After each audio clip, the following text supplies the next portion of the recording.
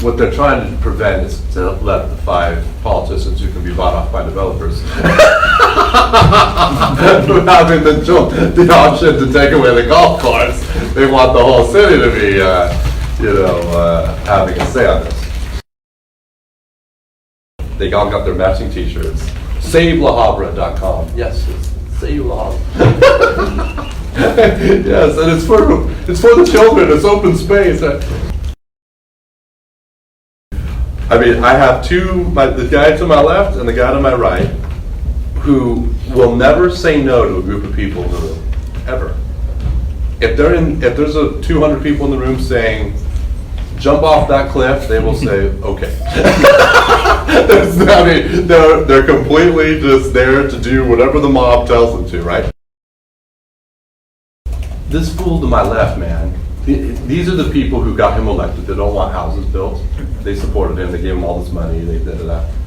But he's not willing to stand up to them. Now that you're up here in the big chair, man, you got to set some boundaries. Anyway, in our meeting before the meeting, we have a meeting, and it became a fairly heated discussion.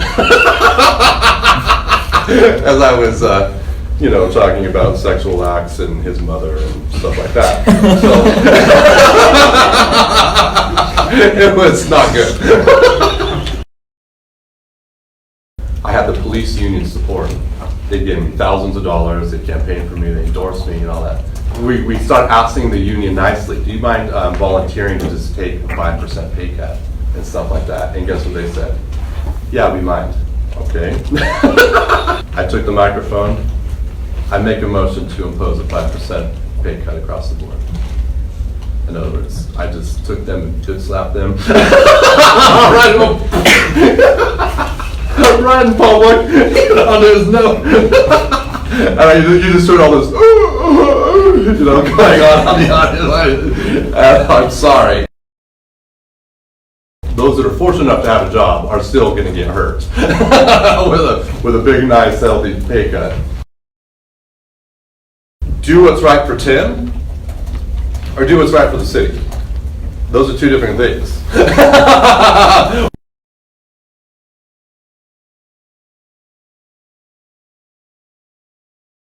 They went out and got signatures. Did I tell you guys about this?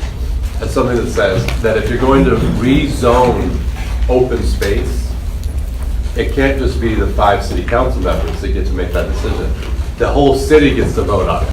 What they're trying to prevent is to let the 5 politicians who can be bought off by developers having the option to take away the golf course. They want the whole city to be having a say on this.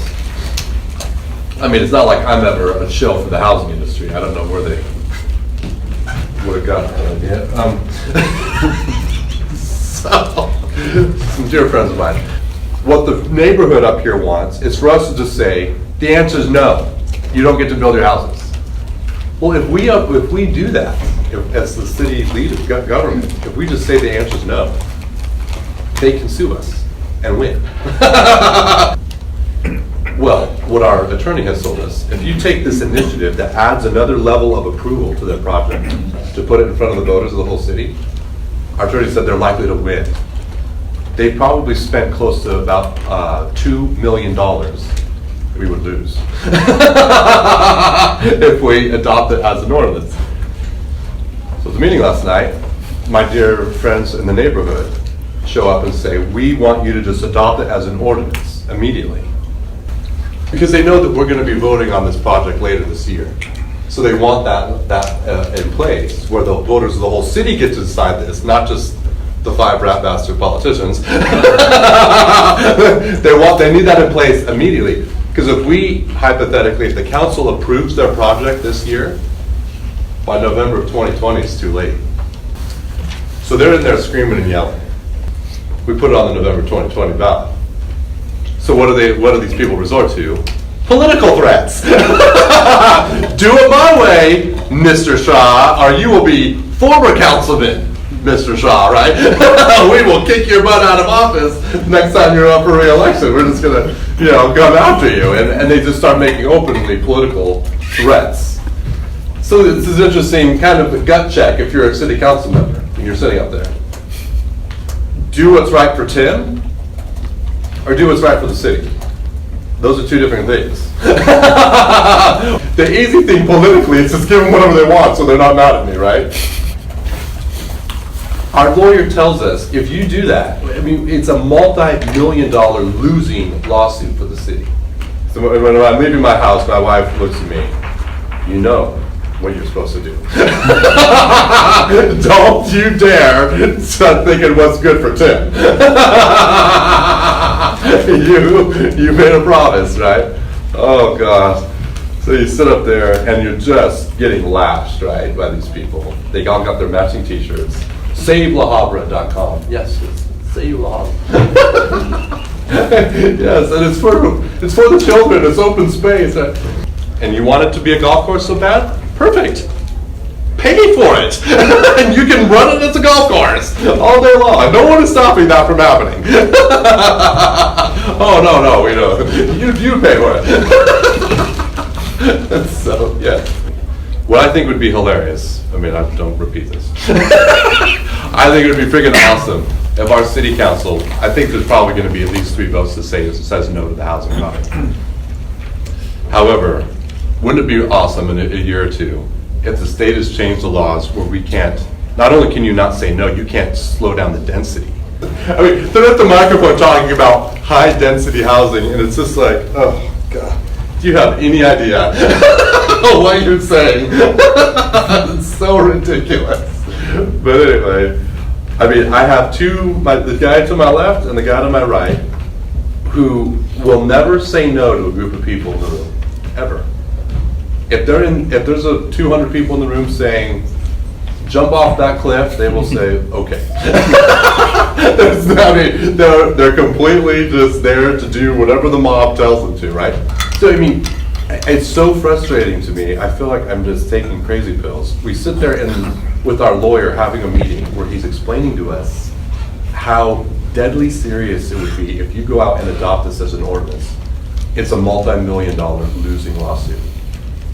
And this guy comes out here sitting next to me, my colleague. He makes the exact motion the lawyer just warned us not to make. I just feel like I'm so disgusted. I mean, to my core, I am just appalled that someone could be so reckless with, I mean, we all know what's going on here.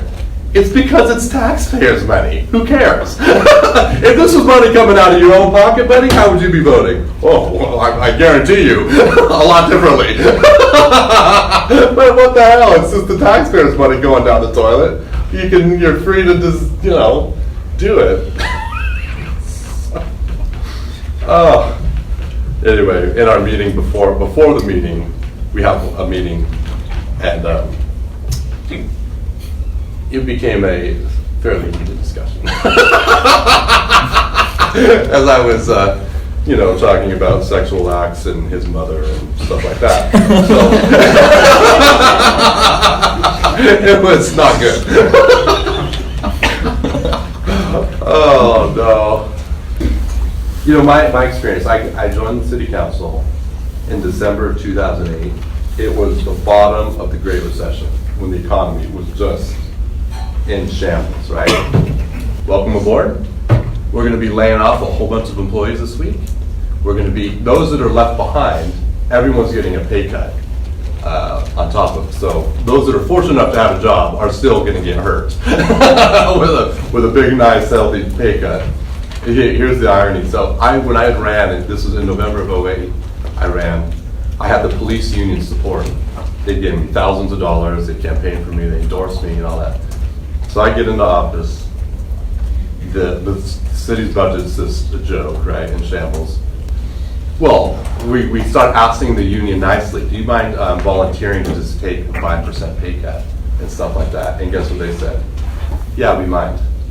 We agreed to nothing of a pay cut. No, we're not giving you 5 cents back. Okay. That was a little difficult to work with. Because what they thought, they had at least 3 of us up there who were just going to fold, right? We couldn't handle it. Well, the meeting came, you know, and I'm sure, I was one of the three they figured were sure to stick with the police union no matter what, right? I was young, I'm ambitious, I'm trying to be a politician, right? I'll never offend the police union. So I go out there, man. The entire chamber is full of our police department. Again, a gut check time, right? What am I doing here? I took the microphone. I make a motion to impose a 5% pay cut across the board. In other words, I just took them and good slapped them. Right in public. You know, there's no. And you just heard all this, you know, going on the audience. I'm sorry. And you know what happened? This was very interesting to me. They were mad at me for a while. But there's a level of respect now. They know they can push me. I'll listen. I'm going to listen to them. I'll take their calls all day. I like them. It's like with your kids who are unruly. You got to establish boundaries, right? Like if you ever hit mom, you are going to see holy hell out of dad. Like you never, you do not hit your mother back, right? Or whatever you hit her, you're getting back 100 times worse from dad. Believe me. So there's a boundary. They know no matter how mad they get at mom, they would never think to try to hit her, right? There's just got to be that rule. And so you got to have these kind of rules, right? This fool to my left, man, these are the people who got him elected. They don't want houses built. They supported him. They gave him all this money. They did that. But he's not willing to stand up to him. Now that you're up here in the big chair, man, you got to set some boundaries to me. I'm not going to destroy my city just catering to you 200 people, right? But he's not willing to do it. So I don't respect that. So we've been having a good old-fashioned heated debate. He and I, oh God, that's so sad. Anyway, it's shaking my faith in democracy. That's the world according to Tim. All right, let's go to page 74, now that I'm done crying on your collective shoulders here. So we're going to get into this period, 1865 to 1937. So a very long period of time in our history. 1865, obviously the year the Civil War ended. Courts say in 1896, this was the case of Plessy versus Ferguson. Can states start segregating people by race? In 1896, in the case of Plessy versus Ferguson, the court said, yes, sure, go ahead. If you want to, no one's making you, but if you're a state and you want to, you can do that. What the rule that was laid down was separate but equal. You can have separate but equal schools, drinking fountains, bathrooms,